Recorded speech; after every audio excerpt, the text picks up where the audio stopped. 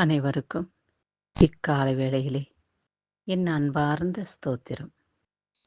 கடந்த இரவு பரியந்தம் நம்மை கிருபையோடு வல்லமையோடு பாதுகாத்து அயர்ந்த நித்திரையும் கட்டளை கொடுத்து இக்காலை வேளையிலே ஆயுசு நாட்களை கொடுத்து எழும்பச் செய்த தேவனை நன்றியோடு கூட ஸ்தோத்திரிப்போம்.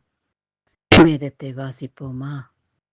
வாசித்து தியானித்து அவருடைய கிருபை நமக்கு போதுமானதாய் இருக்கிறது என்று பாடலையும் பாடி சந்தோஷத்தோடு மனமகிழ்ச்சியோடு ஆசீர்வாதத்தோடு இந்த நாளை கடந்து வருவோம். வேதத்தை வாசிப்போம். பலன் கொண்டு திடமனதாயிரு, திகையாதே, கலங்காதே. நீ போகும் இடமெல்லாம் உன் தேவனாகிய கர்த்தர் உன்னோடு இருக்கிறார் என்றார். யோசுவா 1:9 இப்படியாய் வேத பகுதியிலே சொல்லி உள்ளது. என் மகனே, என் மகளே, பலன் கொண்டு திடமனதாயிரு. என் சரீரம் பலனற்று போயிற்றே, என்னுடைய சரீரத்தில் பலன் இல்லாமல் பலவீனம் அடைந்திருக்கிறதே, வாழ்க்கையிலே நான் குறுகி இருக்கின்றேனே, மற்றவர்கள் மதிக்கத்தக்க ஒரு மேன்மையான ஒரு வாழ்க்கை எனக்கு இல்லையே என்று சிந்தித்து கொண்டிருக்கின்றீர்களா? கலங்காதிருங்கள்.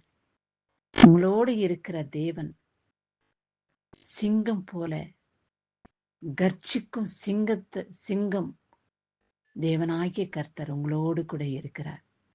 சிங்கத்தை பார்த்தால் காடே பயங்கரமாய் அலறும்.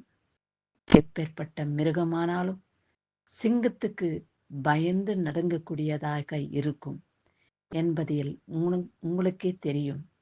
அதுபோல இந்த பூமியிலே நம்மை பலப்படுத்த, திடப்படுத்த, கலங்காதிரு மகனே, திகையாதிரு என் மகனே, மகளே என்று சொல்ல ஒரு மகிமையான தேவன் உங்களோடு கூட இருக்கிறார் என்பதை அறிந்து கொள்ளுங்கள். தேவனாகிய கர்த்தர் நான் உன்னோடு கூட இருக்கிறேன் என்பதை உணர்ந்து கொள் என்று கர்த்தர் உங்களோடு பேசுகிறார்.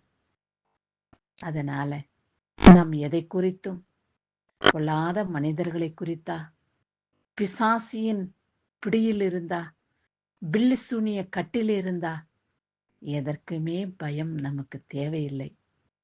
ஏனென்றால் சிங்கம் போல தேவன் நம்மோடு இருக்கிறார். ராஜசிங்கம் அவர் உங்களோடு கூட வாசம் செய்கிறார்.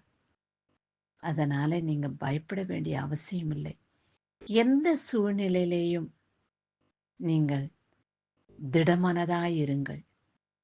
கர்த்தர் உங்களோடு கூட இருக்கிறார் என்ற நம்பிக்கையின் விசுவாசத்தோடு நாம் கடந்து வரும்பொழுது நம்மளுக்கு வருகிற எல்லா விதமான சோதனைகளிலும் வேதனைகளையும் பொல்லாத மனிதர்களின் தீங்கையும் பொல்லாப்பான மனிதர்கள் மத்தியிலே நமக்கு வரக்கூடிய பேர ஆபத்துகளையும் கர்த்தர் நம்மை விடுவிக்க வல்லவராய் இருக்கிறார்.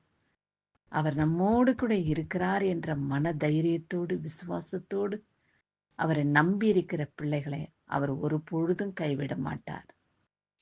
பரிசுத்த ஆவியின் வரத்தை பெற்றுக்கொண்டு இந்த உலகத்தை ஜெயிக்கக்கூடிய வல்லமையும் அவர் நமக்கு தந்து நம்மை வழிநடத்த அவர் வல்லமை உள்ள தேவனாய் இருக்கிறார். ஆகையாலே எதை குறித்தும் பயப்படாமல் திடமனதாய் இருந்து பலன் கொண்டு தேவன் நம்மோடு இருக்கிறார் என்ற தைரியத்தோடு இந்நாளை நாம் கடந்து வருவோம். பரிசுத்த ஆவியானவர் உங்களை வழிநடத்தி பாதுகாத்துக் கொள்வார்.